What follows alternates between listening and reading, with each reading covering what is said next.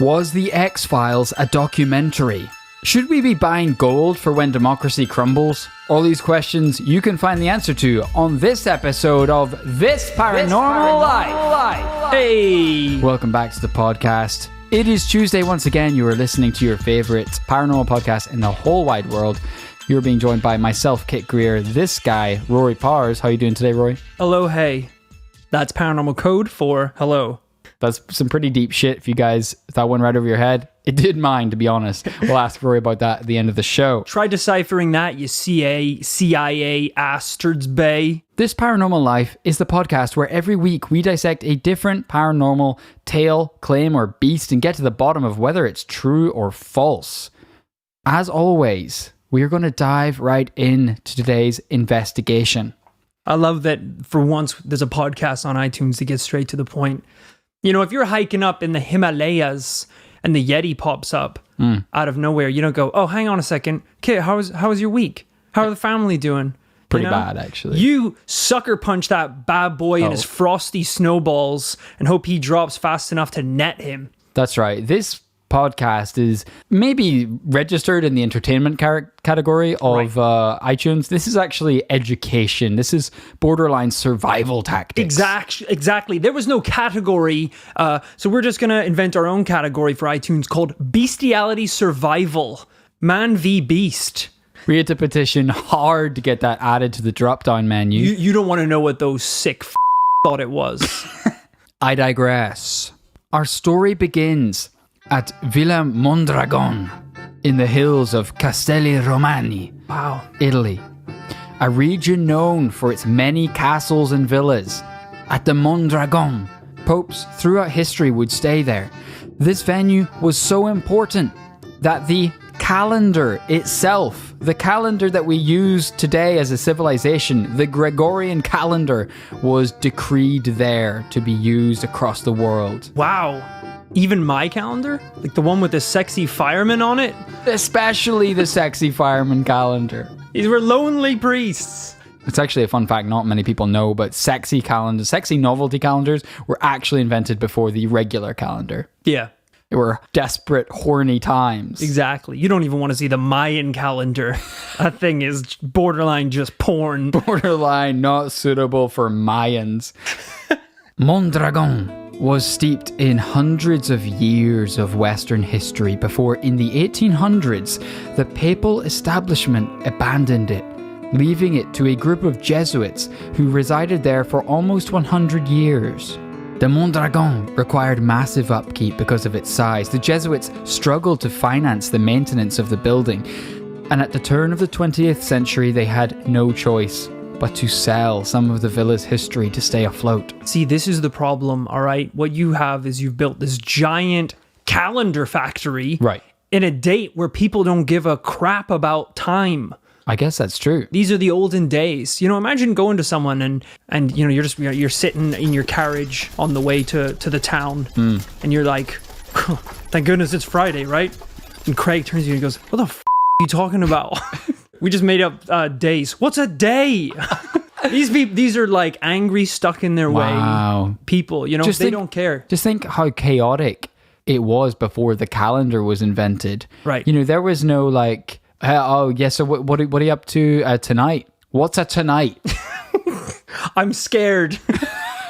Life was just one 24/7 struggle in the pitch of night. Exactly. Trying to goddamn gather berries to survive or some shit, because you didn't know you could just leave gathering berries till the sun came up again. You didn't know if the sun was going to come up again. Ever going to come up again. Also, you don't know when breakfast is, lunch, or dinner. You're starving your skinny little caveman ass off. You're hungry as shit, but is it time to eat? No idea. No idea. No idea. You've heard that you don't want to eat 3 hours before bedtime. Right. You don't want a carb load pre-bed. But you don't know what fucking bedtime is. So your overweight ass is now sleeping on a pile of grass midday because you don't know what night is. Chaos. Chaos. So that's the problem. These people don't care about calendars. No one's going to buy them. The castle's going to get run down. You're not going to be able to fix it. It's true. You know, this was before Rolex invented a stylish way of keeping time. Right. solid gold, massive, obnoxious watches. Exactly. That really spoke to people's interests in time. Unrelated, but if you want to support us, the Patreon link will be in the description, and just throwing that in there. Yep. We have an affiliate link for Rolex. So if anyone's thinking of picking up a Rolex, use coupon code PARASWAG. That's right. They had to sell some of the villa's history just to stay afloat. And of course, this news was like a drop of blood in a pool of sharks for collectors of the obscure and esoteric. And one great white went by the name of Wilfrid Voynich. Voynich was a Polish book dealer. He opened his first bookshop at 1 Soho Square in London in 1898. Wow. Do you know Soho Square? Yeah, I used to work there. Really? Well, near there. Yeah, it's got like if people have been to London, been to central London, they might have stumbled across it. It's that kind of square park with the very, very ancient looking kind of house in the middle. Yeah. And he was at number 1, selling his rare and obscure finds. He had a curious gift for finding rare books. On one mission to Italy, he even found a Mallarmé Bible, the first Italian Bible, created in the 1400s. Good God. This is a photo of Mr. Voynich in his bookshop. Listeners, you can find this image in the Patreon show notes at patreon.com/This Paranormal Life. This is pretty much what I would imagine you're expecting. That is a giant book. That book is too large for a man. That book is probably the size of his, torso? Yeah. Larger? If I found the first ever Italian Bible, by the way, I would straight up change the name of the lead to Rory and just say that in the translation, I'd be like, oh, yours is Jesus? That's weird. I found the first ever Italian Bible and it actually says Rory. So then everyone's like, oh my God, it's you. So vain. But there's a lot of people called Jesus in the world. Yeah, It's almost the most popular name in some cultures. I'm just saying I've never met a guy called Jesus. Yeah, well, that's because you don't have any friends from that part of the world. You're not from there. But it doesn't make them... For your information, I have very few friends in this part of the world. So how does that make you feel? Because it makes me feel like shit. You're making everything about you. Literally. You're rewriting the Bible to be about you. He was even reportedly investigated by the FBI for possession of books with hidden knowledge encrypted using the Bacon cipher, a method devised by Francis Bacon in the 1600s. See, he did it. No. I bet that was already a way to decipher something. And then he's like, really? Because I heard it was called the Bacon cipher. After me, Jesus. Wouldn't that be the Jesus? Shut up! Yeah, it's like, wouldn't it just be easier to change your name to Jesus than change the original Bible to Rory? Shit, that's actually pretty smart. Not only did Francis Bacon help invent the scientific method, but it is believed by some that he actually wrote some of Shakespeare's works. Come on. And encoded within them hidden messages. So you think, like, instead of the Merchant of Venice, it was really supposed to be like the spaceship of Venus? There's like hidden paranormal clues in the text? There could be. Interesting. Bacon was, despite being a man of science, he was also a purveyor of the occult, rumored to be an alchemist. Ooh. The type of people that were trying to turn dirt into gold or some shit, whatever they do. Whatever the hell Dumbledore did at that crazy ass school. Frickin' private school that all politicians go to. What is it, Eton? Could you imagine if you just you were like Harry Potter and you turned 10 years old? Oh, Harry, the owl has arrived. You've been invited to go to Hogwarts School of Witchcraft and Wizardry. And then it's like, get the train there. All the students are arriving and you come in, and then door slams. Dumbledore's on a podium chucking out shovels. And he's like, you best start mining dirt, boys, because it's a gold mine coming. And you just realize that you've been trapped in the biggest child labor camp in the world. You best start believing in Hogwarts camp for children because you're living in it.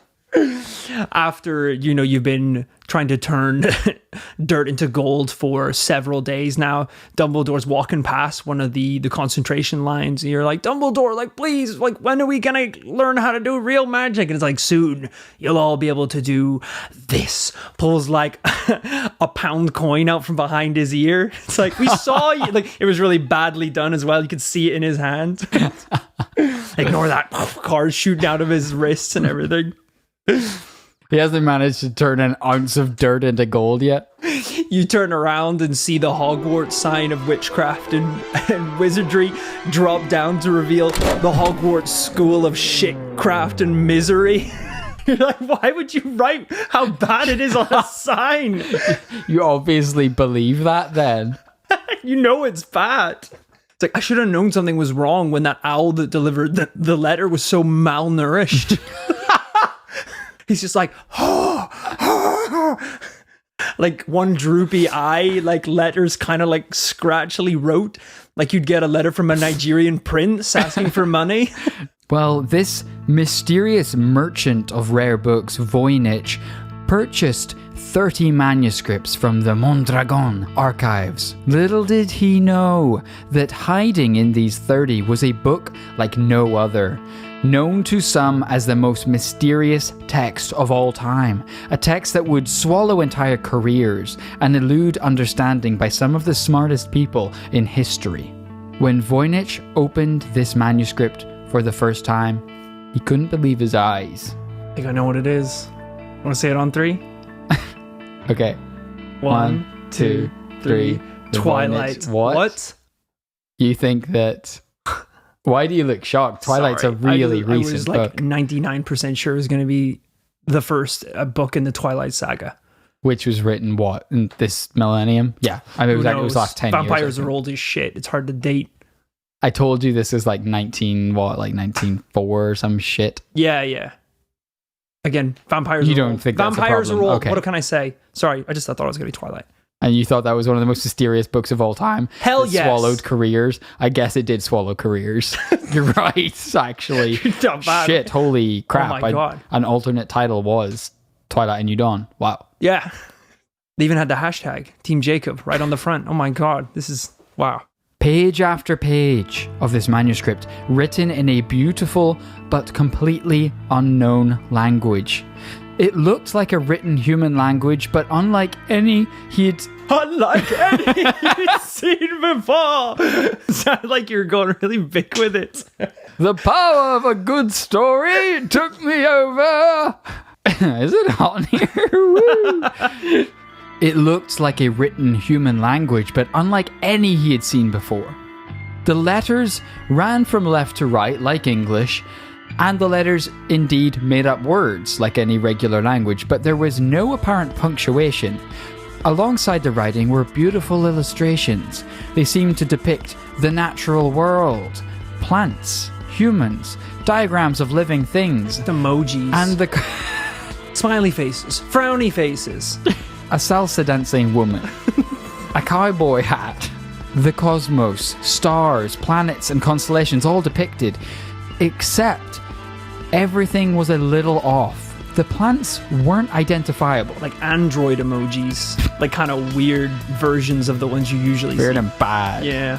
The plants weren't identifiable, although they looked highly similar to exotic plants. The stars and planets, they didn't actually correspond to the stars and planets around the Earth today. To try and recreate some of the same viewing experience that Voynich had, I have here to show you some scans from the original manuscript. Wow, this is incredible. So this is some real first-hand evidence. Image 1. We have some slightly bizarre looking plants. Yeah, looks like 2 very close-up sketchings of sugar puffs on the top of the page with some text in the middle, some seaweed-like bushes at the bottom. Here we have one of the fold-out sections. It was actually a scratch and sniff with little interactive tabs you could pull. Very dare you. Yeah, these are some of the kind of constellation mandala style illustrations. This is a pretty low res image actually, but Wow, it's still a very detailed drawing. very. It's a very talented artist that drew that. Here is a kind of example of the writing, so you can get a feel for how human it looked, but how it doesn't make any sense. Oh, okay. So it does look kind of old-timey. There's a certain amount of calligraphy that went into this. It just looks like gibberish English. Yeah, it actually reminds me of... Gibberish. Like... Jinglish. Like... Sorry, I'll stop. Elvish, or, like, remember in Lord of the Rings, the kind of Elvish that's written on the ring when it, like, heats up? It kind of looks like that. Some of the letters look like English letters, but not quite. Which is crazy, by the way. I mean, if you have a ring that powerful, you should write in full English what it does. In block capitals. You would have saved people a lot of time. Like when Frodo got that bad boy, none of this throw it in the fire bullshit. He picks it up and it's like, turns you invisible. It's like, wow, I should really protect this. Not any of this like, oh, throw it in the fire, then the text glows, then get an old man to translate it, then we'll figure... No, it turns you invisible. And if it's a magic ring, why can't, the language just like change? Right, yeah, no one speaks that Elvish anymore, so let's put it in common tongue or whatever the shit they called it. Exactly, doesn't make any sense. Now, to those listening at home, I know this makes bad podcasting, but these images are available again in the show notes on Patreon. And this manuscript was no short read, at over 240 pages in length, with folding out sections like we just saw and illustrations on almost every page. Whatever the author wanted to encode in this was huge. The first puzzle was the script's age. How old could it be? The mysterious language meant one of two things. Either the book was so ancient it was written in a forgotten language, encoded with mysteries we may never understand, or the book was modern and a hoax. Can't you date the paper? Isn't that something that scientists can do? Not back in like the early 1900s. Right. That shit hadn't been made up yet. Fair enough. But luckily, there were records of the book throughout history. What we do know is that Holy Roman Emperor Rudolph II bought the book himself 500 years ago for 2 kilos of gold. Jesus, that red-nosed bastard. It's not. What? Yeah, well, it's Rudolph II, so I guess it's Rudolph the reindeer's son. Predecessor after that jet engine shomped him. So that makes sense. What jet engine? Thought that was common knowledge. Oh? Like, you know how it's like, Rudolph the Red... No, I don't want to do the whole song, but I'll just, skip for it a little bit. Skip through. Then one foggy Christmas Eve, Santa... Again, I don't know why I started then. It's still so much more to go. Then all the reindeer loved him, and they shouted out with glee. Quite a lot more to go. Rudolph the Red-Nosed Reindeer, you'll go down in history. Look out for the fucking plane! And that's the full version that my dad used to sing to me. Really? And then Rudolph straight in. What, he screamed the end of it? Yeah. Every time? Up the chimney. It was like a tradition that we used to do to warn Santa. But we lost several reindeer that year, and that's why this is probably Rudolph II. But we have no idea who Holy Roman Emperor Rudolph II bought it from, or why. Basically, it was passed down through various owners over the next 100 years before it ended up with the Jesuits. What are your thoughts right now? Imagine you're Voynich himself. Is this book from an alternate dimension? Written by an ancient secret society? Are the plants of alien origin? I don't know. These are huge leaps to be making, by the way, right off the bat. Like, I think if you're someone who's collected weird manuscripts and mysterious books from the past, this probably isn't the first time you've come across something weird if you didn't know the origin of it. Yeah, but is it the first time he's seen something in a language Elvish that is completely unidentifiable as any other language? It probably is. Does that mean it is necessarily paranormal? No. It could have been written by a lunatic. We don't know these things so far. And also, Fair. If you don't know what the book is saying, it's weird to jump to conclusions that it is saying anything mysterious. But what do you make of it seems to depict, like an encyclopedia, plants, life, animals, stars and constellations that are not our own? I mean, yeah, that's pretty weird. But I mean, I could do that right now on a sheet of paper. That doesn't make it. And write Gerbelaben right beside it. These are fair accusations. You know? And ones that other people had. Well, needless to say, Voynich didn't really know where to begin. You could imagine he tried deciphering it himself, but simple attempts were doomed. He realized that if he wanted any hope of understanding it, he would need to enlist the help of the best in the biz. He actually spent the next 7 years hunting down the greatest minds in the world, trying to decode the bastard. But one by one, linguists shook their heads in defeat. There were just too many holes. People hypothesized it was an encyclopedia of plants and animals on another continent, but it didn't match anywhere. Some people said it was a hoax, but one attempt to recreate the book by hand took something like 3 to 4 years to do. Jesus. Because it's many hundreds of thousands of characters. Right. Which would be a crazy commitment to a simple hoax. And the idea that it was a code could still be true. But even hundreds of years after its creation, it seemed still impossible to hack. Even decades later, after the Second World War, a team of world-famous cryptologists, including William Friedman, who cracked the Japanese Purple Code during wartime, were drafted in for an even greater battle than World War II, decoding the Voynich manuscript. Him staring at a sheet of paper for hours, and it just is like Purple War 2. Staring there for hours and hours, and it's like, my God, it's world! Purple is world! It's like the war is over. It's been over for years. He's stranded on a remote island in the Pacific. It's the 70s. And then he like phones up one of the colonels, like, Colonel, like, I cracked it, I know what it is. And it's like, we all know what it is. I think you're the only one in the purple who doesn't know what this is. what? We all say it now. We say it for world. Your wife and kids have been trying to contact you for 30 years. You're green and blue, don't know where you are. What? More codes. It'll take me the rest of my life to figure these out. But these world-famous cryptologists tried everything, but even they couldn't make a dent. But if it wasn't a code, that left another potentially paranormal explanation. Is it a real language? A language of a lost civilization? A time traveler? Dimension hopper? Or a grey? Back in 1912, this question was purely speculative, but as technology advanced, new techniques became possible. Linguists and data scientists teamed up to apply statistical analysis to the text and disturbingly found it makes sense. Whoa. I mean, they still don't know what it means, but statistically, this was a perfectly devised language. It wasn't gobbledygook. The distribution of letters, the frequency and variation of vowel sounds versus consonants within words, the size of vocabulary, and the word selection used across dozens of different topics all resembled a natural language. Not only is the writing so complex as to be improbably made up, but the entire theory of language and statistical analysis you would have to know to recreate this did not exist in the 1500s. I assume to sort this out, they got like a team of 20 scientists in the modern day in a laboratory, all just, examining the book day and night. And then the janitor of the lab, like walks up, cleaning up after a late night shift, and they're all still staring at the book. God, I wonder like how many secrets are tangled in this, unconquerable code. And he just walks over and turns the book the right way up. Get the president on the phone! Jesus!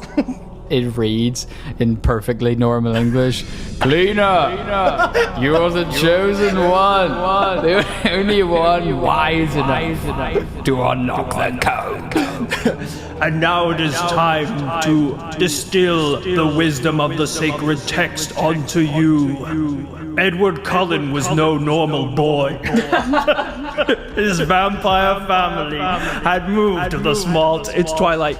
It was Twilight the whole time. The greatest book of all time. You can't call yourself that. You can't print that in the book. You sound just like a Team Edward. The book's about Edward. Come on. He's obviously the hottest. So what we're dealing with here is some seriously complex language that does make sense. It seems impossible that anyone could have hoaxed this, at least in the past. And at this point, naysayers have said, impossible. This cannot be true. Surely Voynich himself, the sneaky bastard, created this as a hoax and claimed it was hundreds of years old just to sell books. Never even thought about that. Until 2009, when Arizona University finally carbon dated the book. Now we got the technology. Let's put this thing under the microscope and find out for real if that... Can't call him a bastard again. Please if that do. sneaky son of a bitch truly hoaxed us. And not only did they find the book is old, it's older than first imagined. They actually dated it to the year 1404. This means there's at least 100 years from its creation to being bought by Rudolph the Red-Nosed Emperor, where we don't know where it was or who had it. Jeez. Basically, we know that it is definitively not a hoax. It is too complex, too old, Right. and too painstakingly difficult to recreate to have been a hoax. So this places it in the camp of either some sort of unknown, mysterious paranormal explanation, or it is a uncracked code. Luckily, as technology is always advancing, we now have tools at our disposal that weren't even available in 2009, which is why, in order to understand this alien grey diary, scientists have got Siri on the job. That's right, AI had a go. And our listeners might have seen the headlines this year that the Voynich manuscript mystery has been solved by AI. No one saw this, by the way. I guarantee you nobody saw this. No one saw this on crystallinks.com. I beg to differ. The most reputable news site in the current day, right next to Infowars.com. I'll have you know that a lot of New York Times journalists actually moonlight as crystallink.com writers. So it's actually pretty f***ing reputable. But I wanted to set the record straight that whilst they did work out using AI that if you arrange the words in a certain way and give each letter a Hebrew character, you can read some of the script in ancient Hebrew. But it is far from cracked, as Hebrew scholars don't even agree with this assessment. And the aliens who wrote the book might have just learned ancient Hebrew in order to write this after all. That's a big leap, by the way. Also, it sounds like Siri hasn't cracked it then. No, If it's unreadable. that's what I like mean. Siri's done very little. Yeah, journalists really ran with the headline on that one. I don't know why in my head as well, them getting Siri on it is just putting the book down and go, Siri, decipher. Translate. Yeah. Setting an alarm for 1 p. No, Siri. Calling decipher. mom. No, Siri. God. Calling Voynich manuscript. No. What? What? Scientists! You have called. What? That's all we had to do? Today, the archive that houses the manuscript receives thousands of emails a month from would-be cryptologists who claim to have cracked the code. However, only one man has succeeded. Indiana Jones. What? Apparently in the Indiana Jones books, he decoded the Voynich manuscript and used it to find the location of the Philosopher's Stone. Wow, that's dope as hell. I didn't even know there were Indiana Jones books. Yeah, so we know it's canon. But is it true? Alien diary? Interdimensional handbook? Encyclopedia from a lost civilization? What do you think this thing is? Well, kid, it's interesting. I actually have a little bit of experience as a code breaker myself. Really? When I was younger, I used to read a series called, do you remember the Artemis Fowl book series? I don't think I read them as a child. I was aware of them. I think they're turning them into movies now, a series of movies. But the books were about a young rich boy who basically killed fairies. Really? Pretty twisted, I That's now a that I say it out little loud. shit thing to do. Yeah. Use all that cash to hunt fairies. But basically, in the novel series, in every single book, they had a different fairy language, quote unquote. Oh. That at one point you'd always see an entire message written out in fairy that a character in the book would then be able to translate into English. Now, if you were one of the eagle-eyed, gifted students like I was, you notice that at the bottom of every single page, there were lines of fairy illustrations down at the bottom. So basically what you could do when you were finished with the book was translate all the text at the bottom of every single page of the Artemis Fowl book to reveal a secret message left in fairy. God damn. And what did it reveal? What was the secret message of the fairies? It was literally like, if you are reading this, congratulations. Jesus. You are a half-blood.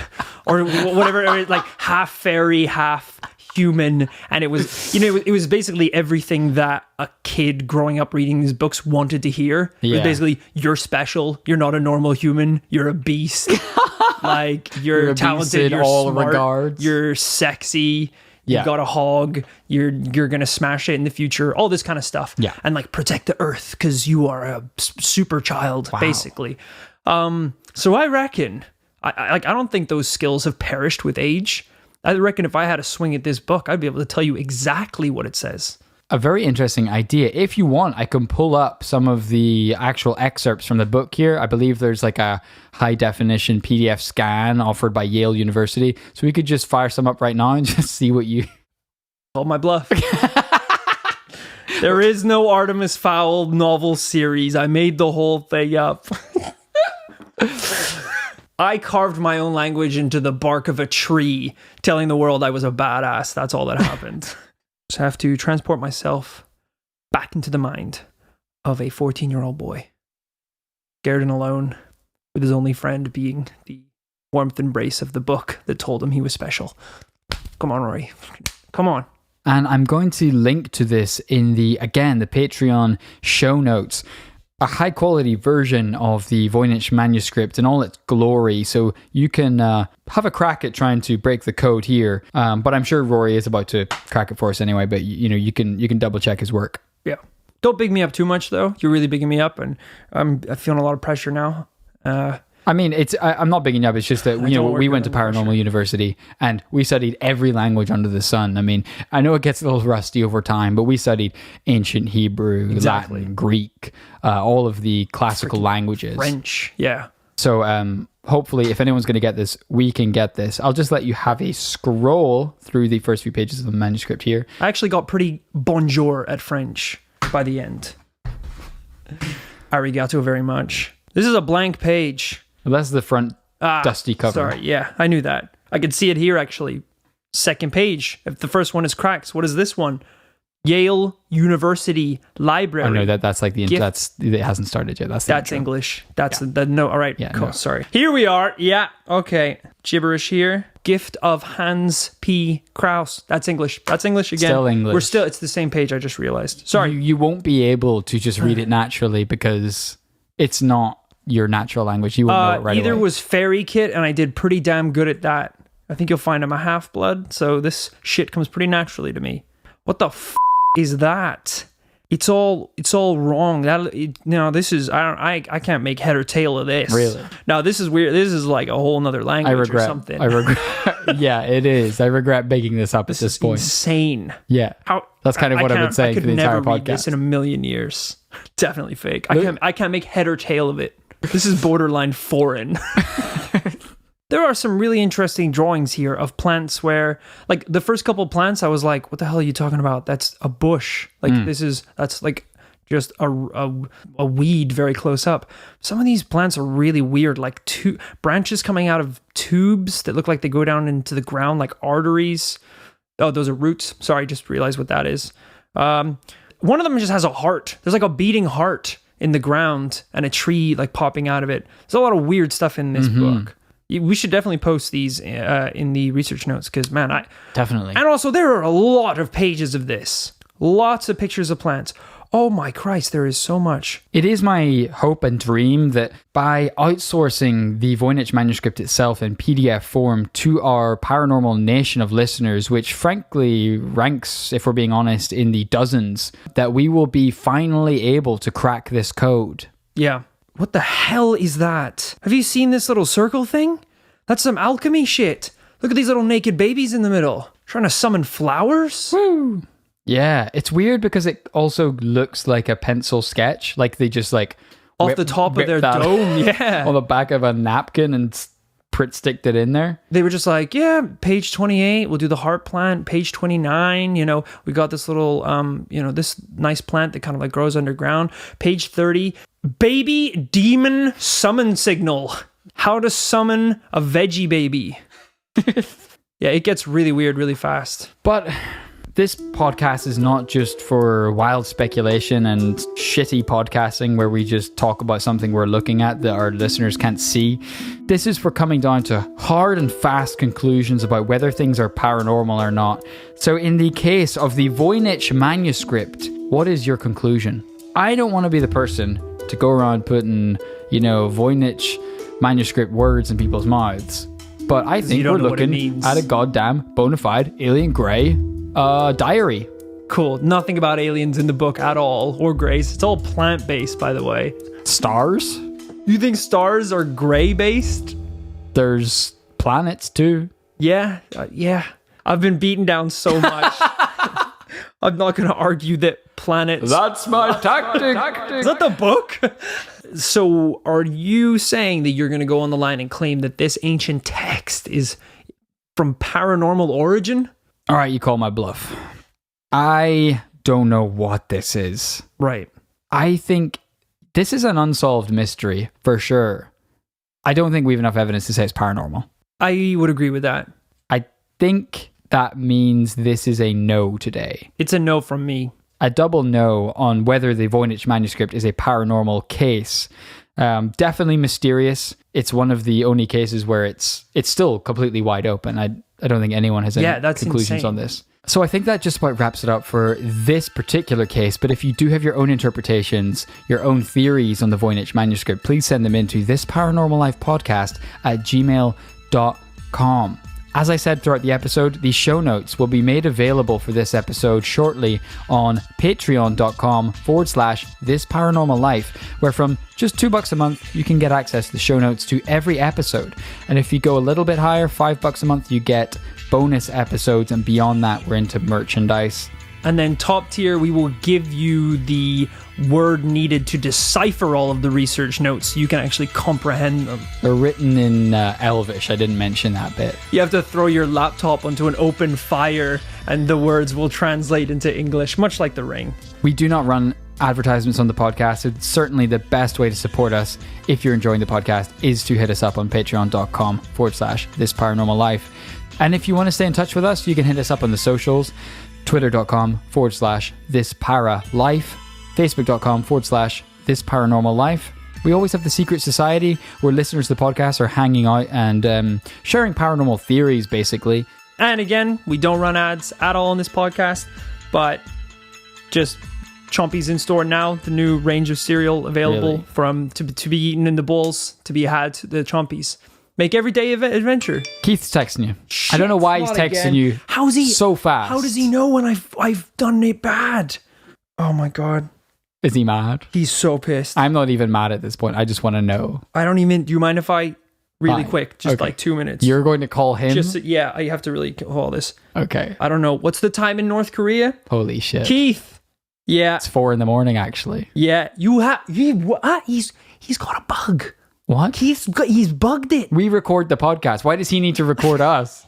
He knows I f***ed it. We can just re-record it. It's not live yet.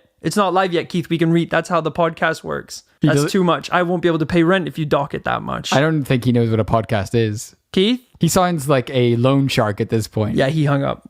He's really pissed about that thing, though. He's a criminal, I think. Well, he's a criminal, and I owe him a lot of money, which is a bad person to owe, apparently. A North Korean war criminal. Because I'll tell you, I don't think Keith is his real name. Every week, we like to shout out those who have supported us on Patreon right here in the show. Here we are. Let's go. Thank you to Lee Lombardi, Dale. Lee Lombardi Dale, a man as dangerous as the beverage itself. This guy probably rides around on a motorcycle with no helmet. Exactly. Probably doesn't even tie his shoelaces and runs with scissors and knives. Maybe even no shoes for all we know. Exactly. But still, scissors and knives. Thank you for donating to the podcast. Much appreciated, Lee. Thank you to Simply Darren. Darren, without you, our pockets would be barren. So we really appreciate you chucking a couple coins in the bucket of the paranormal peasants. We can pay rent in the commune, which obviously goes to us because we own it. But there's actually not a lot of people here at the minute, so we keep raising taxes, which docks our pay. So it's this weird cycle of being poor and sad. So again, if you want to come to the Paranormal Commune, definitely come check it out. You're welcome, Darren. Thank you too. Laws B. I feel like for the first time, this donator has found a place where she belongs. What? She belongs. She belongs with us. And I feel like we belongs with her. So I think it's a good match. And I appreciate her support. Thank you too. Leighton. Better late than never. That's right, we were closing the doors to the Paranormal Commune when Leighton blocks it with the blade of his katana. And he said, room for one more. Welcome aboard, Like, brother. are you going to kill us? Or... And that's right, there will be, I should have mentioned, there is going to be a samurai class within the commune. Absolutely. We're going to install an Edo period authentic Japanese class system. Absolutely. You will be assigned a class and you will have to stick to it, or else punishment by death, really. Exactly. They said it was irresponsible to build a small village with one public bathroom, 17 houses, and 23 benihanas, but we did it anyway. Thank you to Sophie Jonason. That's right, Trophy Sophie has joined the Paranormal Commune. I believe she's just about top of her league in every sport she's turned her goddamn mitts to. So Exactly. hopefully we can enlist your skills for training up a crack team of commune soldiers. I mean, peacemakers. Cult soldiers. Right. No, that's worse. Not that. Commune lovers, not fighters. Yeah. Who know how to fight, though, because you're going to need to know how to fight. Exactly. The outside, not the inside. So we know you. We know we can count on you, Trophy Sophie. Thank you, too. Jordan Baird. Jordan, don't be scared. There's a place for you, and as we have described, it is a place where conspiracy theorists, samurai, fans of Benihana can all come together under one giant tin hat roof and discuss the paranormal. Remember, guys, if you believe it, it's real. Welcome to the Paranormal Commune. Thank you, too. Nathan Lane. Nathan Lane. I want to bowl right down you, Nathan. That sounded weirdly sexual. What I meant to say was, I want to bowl you all the way down the street, right into the doors of the Paranormal Commune. Make sure you get there day one, though, because that's tax day. And that needs to pay for a lot of the deposits on the swords that we are talking dump trucks of historically period correct samurai swords that are just spewed on the floor now because we have nowhere to put them, frankly. It's all just Benihanas. We really need to work on the jingle for tax day. Yeah. I think. We might work on that. If anyone has a good jingle for that. Just sidebar really Right. quick. I feel like we're painting the cult in a bad way. It doesn't sound that great. I think maybe we over the Benihana thing. I think that's a bit much. 23 might be too many. Maybe might be too many. I don't know. I know the samurai can eat, but I don't know if they can eat that much. I don't know if they'd even appreciate the fanfare. That actually seems like more of an insult to their samurai ways. They're quite humble people, and flicking a shrimp into your chef hat is probably like the biggest you to a samurai. It could be. So let's just try and let's keep it light. Let's big it up. Cut that though. Make sure you cut. Of course. Part right. It's gonna be great, man. I wanna bring the bowling balls, Mr. Lane. What was his name? Mr. Lane. Mr. Lane. Bring the balls. Come along. It's gonna be great. Woo! Hell yeah. And thank you, lastly, but not leastly, to Joseph Kirk. Captain Kirk, welcome to the Paranormal Commune. Make sure you bring that SS Enterprise ship of yours, because we're going to be blasting through time, space, and blasting you all the way back to this period of the samurai. The most mysterious time of all. That's right. We're going to take man, woman, and child upon the Enterprise. We've located a small but viable wormhole that we trust will take us back to 1500s Japan. Yeah, at this point, there is a 90% chance that's what it is. We have an astrophysicist on retainer here in the commune already, and he assures us. Sensei Mark, also a samurai. Sensei Mark believes it's totally possible, so Yeah, when you walk through the paranormal gates, you are granted official license to wield the sword. You're gifted the title of samurai. Every civilian in the paranormal commune is officially a samurai or ninja. That's part of the fun, figuring it out. So that wraps up the shout-outs for this week. If you haven't heard your name shouted out just yet and you are a Patreon supporter, that's because your shout-out's still coming. We're getting to it. So thanks for being patient. Thank you for listening to this week's episode. I hope you enjoyed it. Remember to tune in next week for a brand new paranormal tale. And in the meantime, remember to live fast, die. Investigate. Shit, I always forget that one. I think I'm it's just so eager you to just die. Skip it. Yeah. Right, yeah, sorry. Live fast. Investigate. Die. Oh, I did it again. Sorry. God, Keith okay. is gonna be pissed. Shit. Live fast. Eat Investigate. chompies. No. Die young. Eat If the you chompies, believe though. it, it's real.